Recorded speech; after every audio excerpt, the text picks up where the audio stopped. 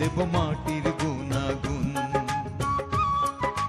বীজ থেকে আনবো সম্ভাবনার ভ্রূণ, বদলে দেব চাষের রীতি, দূর করে সব ভয় ভীতি, আনবো টেনে বিশ্ব ঘুরে কৃষি জ্ঞানের নতুন রীতি নীতি।